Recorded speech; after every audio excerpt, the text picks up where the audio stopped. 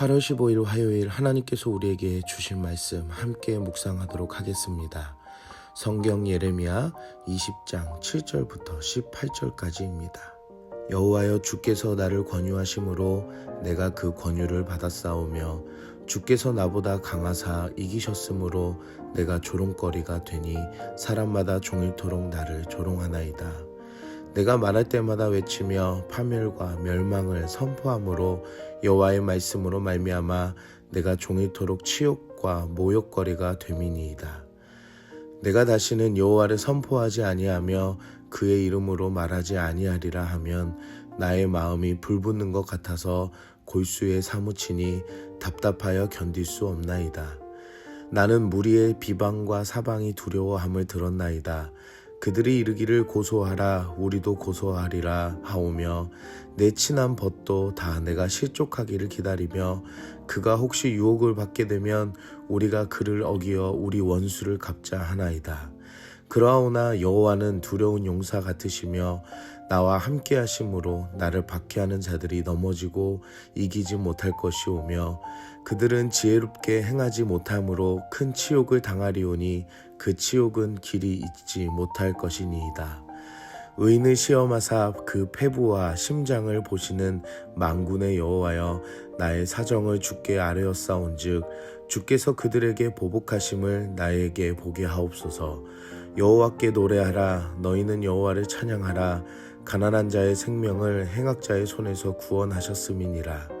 내 생일이 저주를 받았다면, 나의 어머니가 나를 낳던 날이 복이 없었다면, 나의 아버지에게 소식을 전하여 이르기를 당신이 득남하였다 하여 아버지를 즐겁게 하던 자가 저주를 받았다면, 그 사람은 여호와께서 무너뜨리시고 후회하지 아니하신 성읍같이 되었다면, 그가 아침에는 부르짖는 소리, 낮에는 떠드는 소리를 듣게 하였다면 좋을 뻔하였나니, 이는 그가 나를 태에서 죽이지 아니하였으며 나의 어머니를 내 무덤이 되지 않게 하셨으며 그의 배가 부른 채로 항상 잊지 않게 하신 까닭이로다. 어찌하여 내가 태에서 나와서 고생과 슬픔을 보며 나의 날을 부끄러움으로 보내는고 하니라.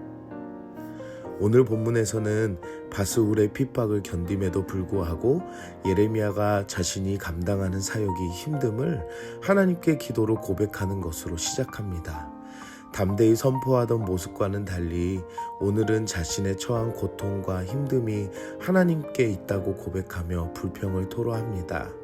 하나님께서 자신을 설득하셨고 강권적으로 인도하셨기 때문에 결국 자신이 모든 사람의 치욕과 모욕거리가 되었다고 고백합니다. 자신의 마음은 사역을 포기하고 싶다는 생각도 들지만 자신의 마음이 불타는 듯하여 사역을 포기할 수 없음도 고백합니다. 자신의 사역에 있어 감당하기 힘듦을 하나님께 털어놓는 예레미야를 볼 수가 있습니다. 하나님의 뜻 가운데 살며 사역을 감당하다 보면은 스스로 벅차고 어려울 때가 있습니다. 하지만 예레미야는 하나님께 기도로 자신의 마음을 토로합니다.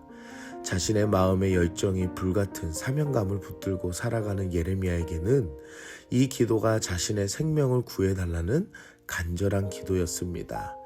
10절에 나는 무리의 비방과 사방이 두려워함을 들었나이다 라고 기도하는 예레미야의 모습은 어제의 바스울의 새 이름인 마골미사빕의 뜻이 사방에 두려움이 있다는 것이지만 오늘 그 이름의 내용을 하나님의 선지자인 예레미야가 느끼고 힘들어하고 있음을 볼 수 있습니다. 예레미야는 자신의 가까운 친구조차 실족하기를 기다리고 고발의 위협과 어려움을 당하지만 하나님을 향한 확신의 고백을 기도합니다. 하나님께서는 강한 용사시며 자신과 함께함으로 원수들이 이기지 못할 것이고 치욕을 당할 것임을 믿음으로 고백합니다.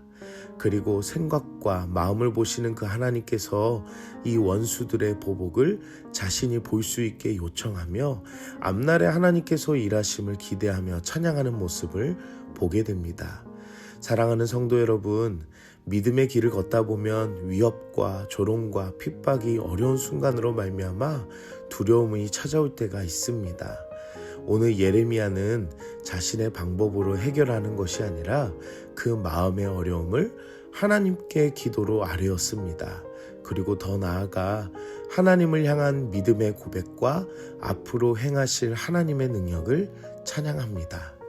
우리의 어려움의 기도 그리고 하나님을 향한 믿음과 행하실 찬양의 고백이 우리 삶의 고백이 되길 기도합니다. 하지만 현실은 여전히 변하지 않으며 힘듦의 길을 가는 예레미야를 볼 수 있습니다. 사람에게는 누구나 감정이 있으며 그 감정은 내려가기도 하고 올라가기도 합니다. 14절에 예레미야의 감정이 다시 내리막을 향해 달려가고 있음을 보게 됩니다. 자신의 태어난 날을 저주하고 어머니의 태에 있을 때에 죽었어야 했음을 말하며 자신의 출생을 저주하는 연약함을 나타냅니다.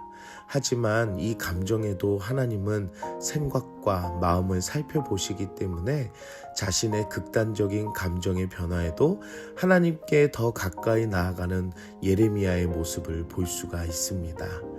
예레미야를 보면서 감정의 아픔 가운데에도 하나님과 함께함을, 그리고 그 감정의 고백도 하나님 앞에서 고백하는 모습을 보며 우리가 느끼고 힘에 겨운 감정들도 우리의 마음을 살피시고 생각을 하시는 하나님이 계시다는 것을 아시는 여러분들이 되시길 바랍니다. 하나님은 나의 아빠, 아버지 되십니다. 오늘 우리는 무엇을 적용할까요? 아버지와 자녀의 대화는 기도입니다. 하나님의 부르심을 받은 자는 반드시 임무를 수행해야 하며 언제나 완벽한 모습과 성공적인 결과를 갖추어야 되는 것이 아닙니다. 하나님의 부르심을 받은 자는 반드시 임무를 수행해야 하며 언제나 완벽한 모습과 성공적인 결과를 갖추어야 되는 것은 아닙니다.